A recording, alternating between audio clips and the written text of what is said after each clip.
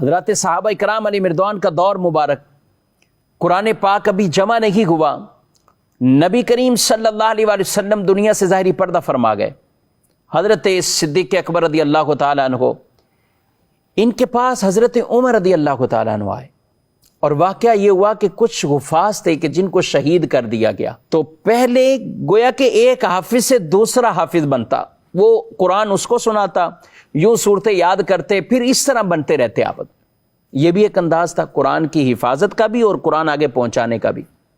اب حافظ شہید ہوئے تو حضرت عمر رضی اللہ تعالیٰ عنہ انہوں نے کہا کہ حضرت ابو بکر صدیق رضی اللہ تعالیٰ عنہ سے کہ اگر اسی طرح یہ معاملہ رہا تو قرآن کے کئی ایسے حفاظ ہوں گے جو دنیا سے چلے جائیں گے، تو یوں قرآن پاک کا آگے پہنچانا یہ پھر حفاظ کے ذریعے اس طرح وہ ڈائریکٹ سلسلہ اب نہیں رہ سکے گا، تو قرآن کو جمع کر لیتے ایک جگہ۔ تو حضرت صدیق اکبر رضی اللہ تعالیٰ عنہ نے کہا کہ اے عمر، آپ مجھے اس کام کی طرف کہہ رہے ہو جو رسول اللہ صلی اللہ علیہ وسلم نے نہیں کیا، میں ایسا کروں؟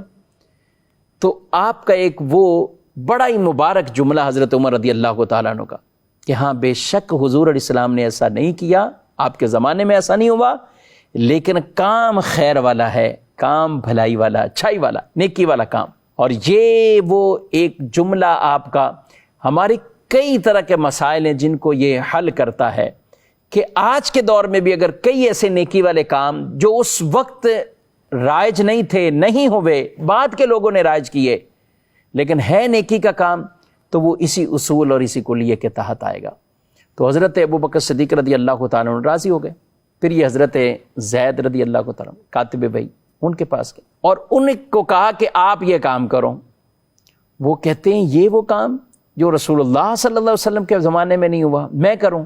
کہاں آپ کرو؟ تو ان سے بھی یہی کہا کہ کام اگرچہ اس زمانے میں نہیں ہوا لیکن ہے خیر کا کام، ہے بھلائی کا کام، آپ کیجیے۔ تو وہ کہتے ہیں میرے بھی اس سینے کو اللہ نے کھول دیا جیسے ان دونوں کے سینے کھل گئے تھے، میں بھی تیار ہو گیا اس کام پر۔ میں نے کہا ٹھیک ہے، یہ کام کرتے ہیں۔ تو قرآن پاک کو بڑے اہتمام کے ساتھ اور باقاعدہ شہادتوں کے ساتھ، اور پھر ایک طرف اتنے حفاظ بھی ہوں، ایک زبر اور زیر میں کوئی کسی طرح کی کمی بیشی کا تصور نہیں ہے، اور پھر قرآن پاک کو یوں باقاعدہ جمع کیا گیا حقیقی معنوں میں۔ تو قرآن پاک اللہ رب العالمین نے نازل فرمایا اور جمع کا یہ اہتمام بھی فرمایا۔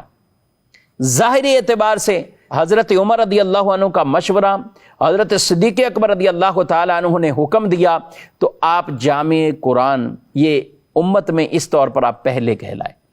اور یہ حضرت عثمان غنی رضی اللہ تعالیٰ عنہ کو بطور خاص جامع القرآن کا یہ لقب ملتا ہے کہ آپ نے اس کے نسخے باقاعدہ اہتمام کے ساتھ اور لکھنے کے بعد تمام اسلامی ملکوں میں اور ان شہروں میں یہ نسخے باقاعدہ بھیجے، اور اس پر صحابہ کرام علیہ مردوان کا اجماع ہوا۔